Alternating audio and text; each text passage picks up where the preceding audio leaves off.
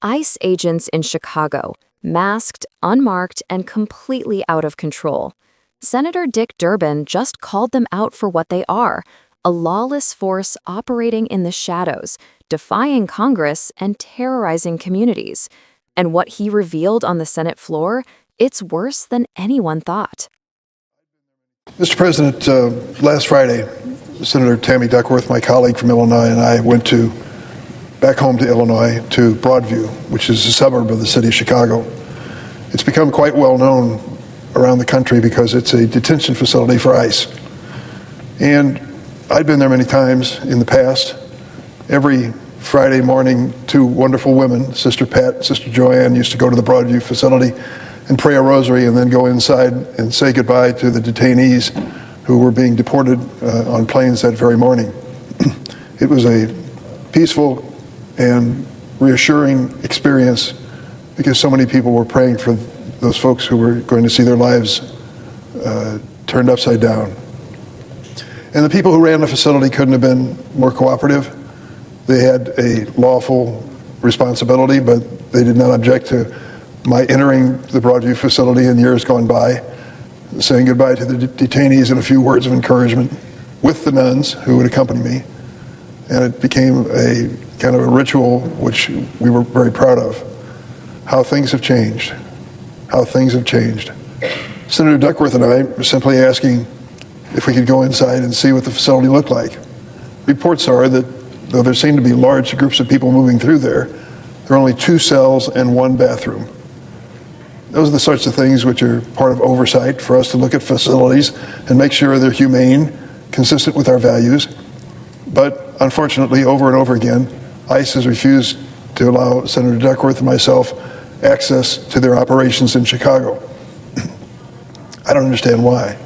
If they thought these operations were compliant with the law and accomplishing something good for America, they would certainly want the people to see them who are responsible for funding their agency. The opposite's been true.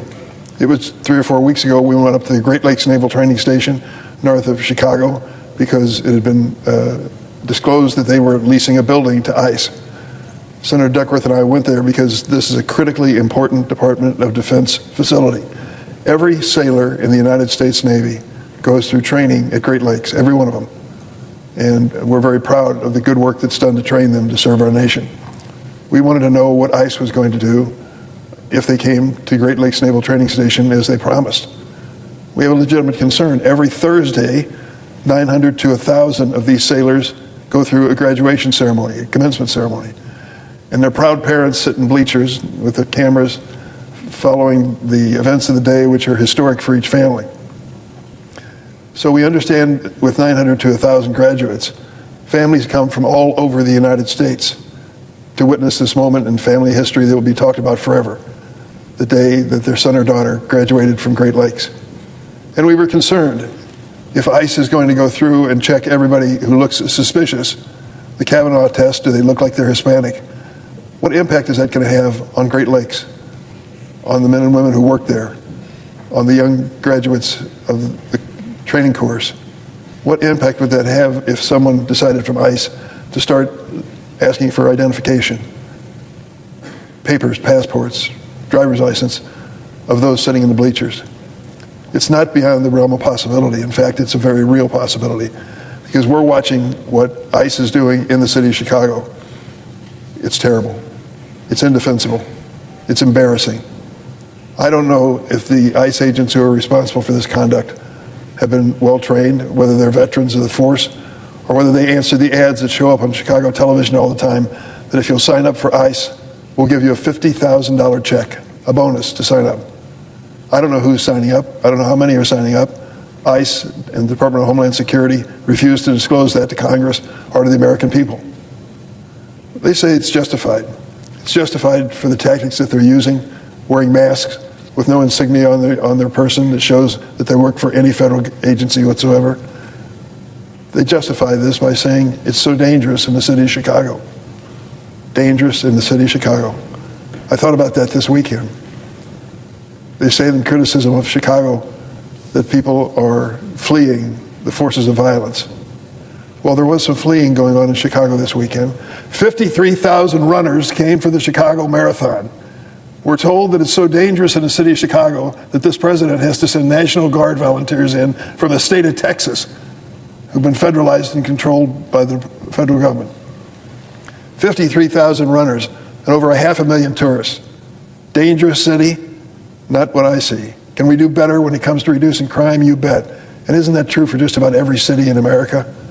When it gets down to it, the danger is not in the streets in the city of Chicago.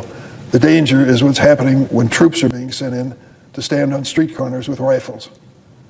Listen, I'm a fan of the National Guard. Tammy Duckworth, who was with me, spent 23 years in the Guard before she was shot down over Iraq. She loves those Guardsmen and women, considers them her brothers and sisters. I'm sorry that they're being dragged into this political theater created by President Trump. But the reality is, what the ICE agents are doing in the city of Chicago is nothing short of outrageous. Innocent people involved in peaceful, constitutional, legal conduct are being assaulted by these officers. We live in an age of cell phones and videos. This is not something that we're making up. It's on the news every night. And the people of Chicago resent it, and they should, and I join them in that feeling. Yes, follow the law, but to abuse people who are simply there to protest the presence of these ICE forces, that is guaranteed acceptable and legal by our Constitution. Article 1 of the Bill of Rights makes that very clear. So we left water for the volunteers who were there and those who were participating. We asked to go into the Broadview facility, and once again we were turned down. And we're doing our best to make sure we continue to keep an eye on what's happening. Restaurants in Chicago feel that the ICE agents are making things worse, not better. They've started putting notices on the windows and doors and entries to some restaurants that ICE agents are not welcome, and for good reason. When ICE shows up, people know it. Word spreads quickly, and people flee and hide for fear of what's going to happen to them. That's the reality of the strategy in Chicago, and it's a strategy which has to come to an end and should very soon. If these men and women who are representing our government and ICE are proud of what they're going to do, let's have full disclosure. Let's find out what they've done, how they're spending the billions of dollars we're sending their way, and why that money isn't being spent on law enforcement now. If you want to help reduce crime and violent crime and murder, work with the police and law enforcement. But no, that's not what the administration wants to do. They want their own show. They want their own theater. I've tried to visit these facilities many times. Once again, I was disappointed this last Friday. But that's not the end of my effort. As long as I'm serving in this capacity, I will accept my constitutional responsibility to watch how the money is being spent. On Saturday, I spoke to peaceful protesters who've been demonstrating in Broadview for weeks. I went to St. Eulalia Church, which is just on the outskirts of Chicago, near Broadview. Hundreds of people showed up at that church to begin a procession, a holy procession, to the Broadview facility and ask if they could be allowed to go in. If not, if they could distribute communion among the demonstrators as well as law enforcement who were there. It was a peaceful demonstration, and I was proud to be part of it. It was an effort to bring to light publicly what is going on and to make it clear that Chicago is not a dangerous city, and the presence of troops sent by this president and this administration was totally unnecessary. Protesters facing tear gas and pepper spray from DHS are not making this America any safer or Chicago any safer. Hundreds of people have rallied outside the ICE facility in Broadview, peacefully protesting. Are some arrested? Yes. Last Friday, of the hundreds who came there, how many were arrested? 4. 4. Does that seem like a situation where you want to call in the National Guard from Texas? And to think that the president claims that using federal military force will improve the situation, the reality is the opposite is true. While the Guard is in Illinois now, it could be in your state next. It could be your family taken from their homes and their beds in the middle of the night in a violent raid as happened on September the 30th in the 2200 block of South Shore. And while I will continue to do everything in my power to push back on the president's military intrusion into our cities, I implore my Republican colleagues to stop and reflect what's happening. Reflect on the deployment of troops into states which are not asking for help at all and don't need it. This is an illegal, unconstitutional power grab by the president, determined to consolidate his power and stifle any consent. It does not make America safer. Senator Dick Durbin isn't mincing words. What's happening in Illinois right now, under the banner of ICE enforcement, is a national disgrace. A senator, a combat veteran, can't even enter a detention facility funded by the very Congress they serve in. Think about that. Oversight, one of the most basic duties of a lawmaker, is being shut down, blocked, and ignored. Durbin and Senator Tammy Duckworth weren't asking for a privilege. They were performing their constitutional duty. They just wanted to see the conditions inside an ICE facility in Broadview to make sure it was humane, lawful, consistent with American values. But they were denied entry. Not once, not twice, over and over again. And that's not just a bureaucratic obstacle. It's a warning sign of what happens when federal power operates in the dark. Durbin paints a stark picture. Masked ICE officers wearing no insignia, refusing to identify themselves, targeting civilians in the streets of Chicago. He calls it what it is: terrible, indefensible, and embarrassing. And he's right, because this isn't law enforcement anymore. It's intimidation. It's fear politics masquerading as public safety. Think about what he describes: peaceful protesters being assaulted, worshippers and clergy being denied access to offer communion, senators being locked out of government facilities they fund, and then the president deploying National Guard troops from Texas into Illinois, a state that didn't request them, all to stage political theater under the guise of security. Durbin's outrage isn't just about Chicago, it's about the rule of law itself. Because if ICE can operate without accountability, if Congress can be denied oversight, then the system of checks and balances our democracy depends on is being quietly dismantled. And the justification? Danger in Chicago. Durbin calls it out as a lie. 53,000 runners came to Chicago for the marathon. 500,000 spectators filled the streets. And yet we're told the city is too dangerous to be governed by its own laws?